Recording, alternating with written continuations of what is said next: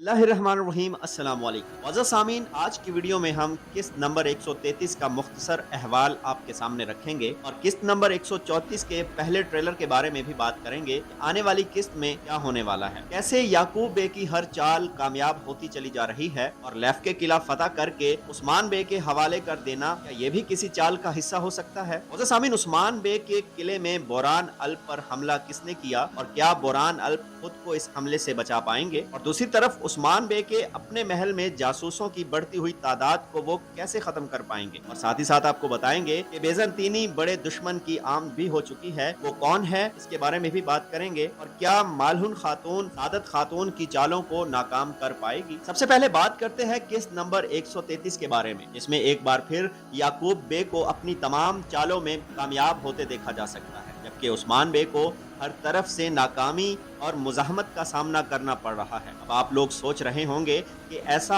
आखिर क्यों हो रहा है। मौज़ूद सामीन, तारीखी हवालों से अगर देखा जाए तो जर्मियान कबीला ताकत के लिहाज से उस्मान बे से कहीं ज्यादा मजबूत समझा जाता था, इसीलिए उस्मान बे और जर्मियानियों के दरमियान एक तवील अरसे तक जंग चलती रही और जर्मियानियों ने उस्मान बे को बहुत से नुकसान से भी दोचार किया, जबकि याकूब बे उस्मान बे के साबिका दुश्मनों यानी कि सल्जोकी वजीर आलम शाह और इस्मिहान खातून से कहीं ज्यादा शातिर और चालाक इंसान समझे जाते थे, इसकी वजह से ये अपनी चालों में कामयाब होते रहे। इसीलिए महमद बुज़देक तारीखी इतबार से जर्मियान कबीले की उस्मान बे पर बर्तरी को दिखा रहे हैं, मगर धीरे धीरे उस्मान बे न सिर्फ इनकी तमाम चालों को उल्टा कर रख देंगे बल्कि ये साबित करेंगे कि रियासत का सुल्तान अगर कोई है तो वो काई कबीले का सरदार उस्मान बे ही बनेगा। मगर उससे पहले उस्मान बे को जर्मियान कबीले की एक लंबी और मुश्किल तरीन मुज़ाहमत का सामना जरूर करना पड़ेगा। अब आते हैं किस्त नंबर 134 के पहले ट्रेलर की तरफ। मौजूद सामीन, याकूब बे ने लेफ के किले को फतह करके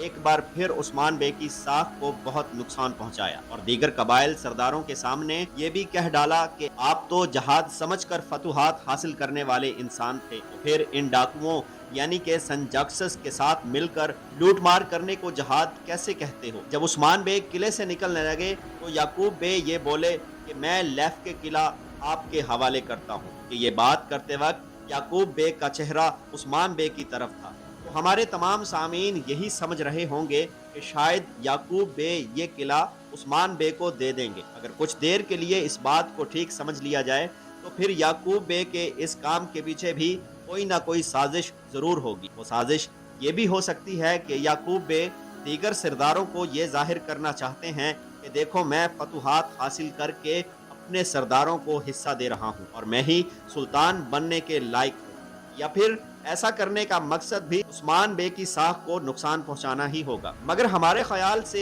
याकूब बे लेफ के किला जैर कुताई या फिर बाइंदर बे के हवाले करेंगे। हो सकता है हमारा ख्याल गलत हो, मगर जब याकूब बे किला हवाले करने का ऐलान करते हैं तब उनकी तवज्जो और चेहरा तो उस्मान बे की तरफ ही होता है। मगर दिलचस्प बात यह है कि उन्होंने किसी को नाम लेकर नहीं पुकारा। और दूसरी वजह, अगर उस्मान बे के हवाले किला करना था तो फिर खुद जाकर किला फतह क्यों किया। बाइंदर बे को भी जैर कुताई की तरह उस्मान बे से अलग करने के लिए मुमकिन है कि किला उसके हवाले कर दिया जाए। दोनों सूरतों में याकूब बे का मकसद उस्मान बे की साख को नुकसान पहुंचाना और उसके हिमायती सरदारों को उस्मान बे से अलग करके तनहा कर देना है। अब बात करते हैं कि कैसे उस्मान बे के किला में घुसकर दुश्मनों ने बोरान अल्प पर वार किया। ये दुश्मन कौन है और कैसे कबीले में आए।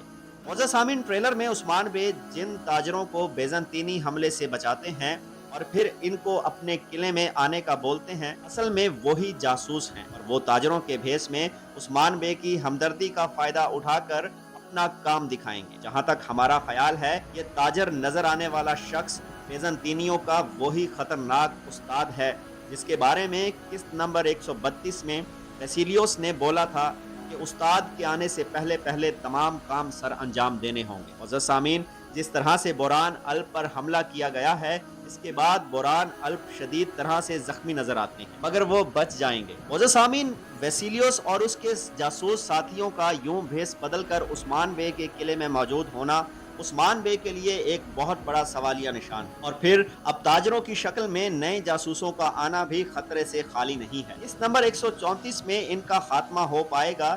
لگتا یہی ہے کہ بوران الپ کی گردن پر تلوار چلنے سے پہلے کنور الپ اور سپاہی پہنچ کر بوران کو بچا لیں گے اور پھر جاسوسوں کا خاتمہ کر دیں گے، مگر ویسیلیوس اور اس کے کچھ لوگ بھاگنے میں کامیاب ہو جائیں گے۔ اب بات کرتے ہیں سعادت خاتون کی، جس نے مالہن خاتون کو بازار میں بلا کر نہ صرف ان کی بے عزتی کی بلکہ ان کے قالینوں کو اپنے اوتاق کی سیڑھیوں پر بچھا کر ان کے کام کی بھی توہین کی، مگر اب مالہن خاتون بھی سعادت خاتون کو سبق سکھانے کے لیے سرگرم ہو چکی ہیں، اسی لیے اپنی چالوں کی شروعات کرنے والی ہیں۔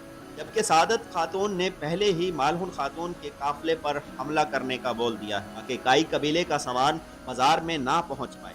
دیکھتے ہیں کہ مالہن خاتون اس حملے کو کیسے روک پائے۔ معزز سامعین، اگر آج کی ویڈیو آپ کو اچھی لگی ہو تو ہمارے چینل کو سبسکرائب کر کے ویڈیو کو لائک اور شیئر کر دیں، بیل آئیکن کا بٹن ضرور دبائیں تاکہ ایسی آنے والی ہر نئی ویڈیو کا نوٹیفیکیشن آپ کو مل سکے۔ ملتے ہیں انشاءاللہ اپنی نیکسٹ ویڈیو میں، مجھے دیجیے اجازت۔